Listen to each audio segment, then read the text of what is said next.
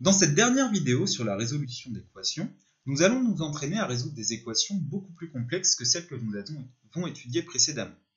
Pour pouvoir résoudre ces nouvelles équations, tu vas devoir maîtriser toutes les techniques qu'on a déjà étudiées sur la résolution des équations.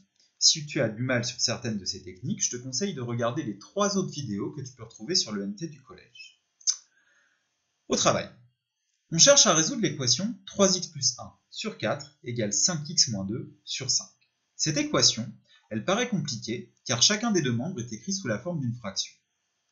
Telle quelle, on ne peut pas la résoudre. Pour pouvoir la résoudre, on va devoir la transformer et l'écrire sous la forme d'une nouvelle équation qu'on va pouvoir, elle, résoudre en utilisant les techniques apprises précédemment. Pour pouvoir transformer cette équation, on va utiliser le fait que chaque membre est écrit sous la forme d'une fraction.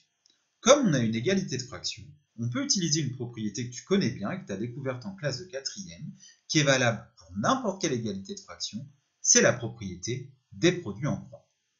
Comme on a deux fractions égales, on sait que les produits en croix sont égaux.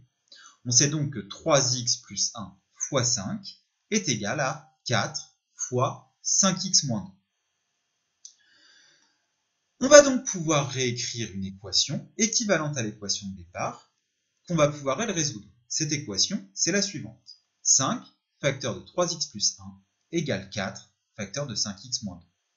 Dès que tu auras une équation où les deux membres sont écrits sous la forme d'une fraction, pour pouvoir résoudre l'équation, il faudra utiliser les produits en croix, comme nous venons de le faire. Cette nouvelle équation, comment la résoudre? Eh bien, pour la résoudre, tu vas déjà devoir développer chacun des deux membres, pour te ramener à deux sommes algébriques. On développe le premier membre en distribuant le facteur 5, on obtient 15x plus 5, et le second membre en distribuant le facteur 4, on obtient 20x moins 8. L'équation 15x plus 5 égale 20x moins 8 est équivalente à celle-ci, et donc à l'équation de départ. Cette équation, on sait la résoudre, ses solutions seront les mêmes que l'équation de départ. Pour la résoudre, on va isoler x dans un des deux membres, par exemple dans le membre de droite, et on va donc enlever 15x au membre de gauche, et donc également au membre de droite. On obtient 5 égale 5x moins 8.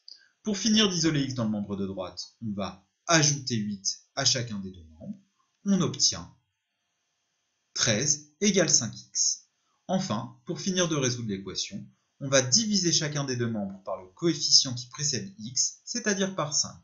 Et on obtient de cette manière 2,6 égale x. La solution de l'équation 3x plus 1 sur 4 égale 5x moins 2 sur 5 est donc 2,6. Autre exemple, on cherche à résoudre l'équation 4 plus x sur 8 égale 2x moins 9 sur 3. Comme précédemment, on a une égalité de fractions, on utilise la propriété des produits en croix et on obtient l'équation 3 facteur de 4 plus x égale 8 facteur de 2x moins 9 qui est équivalente à l'équation de départ. Pour la résoudre, on développe chacun des deux membres, on obtient 12 plus 3x égale 16x moins 72. On va isoler x dans le membre de droite en enlevant 3x à chacun des deux membres.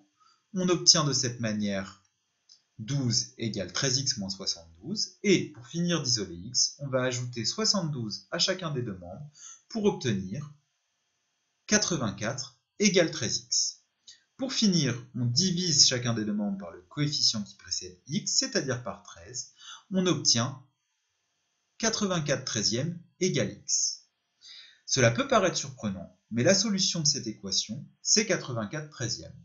En classe, nous avons expliqué que la solution d'une équation était un nombre, qu'une fraction était un nombre, et que la solution d'une équation pouvait donc très bien être une fraction. Attention, dans cet exemple, il n'est pas conseillé de donner une valeur approchée de la solution. Garde bien la valeur exacte, c'est elle qu'il faut utiliser pour que l'égalité soit vraie.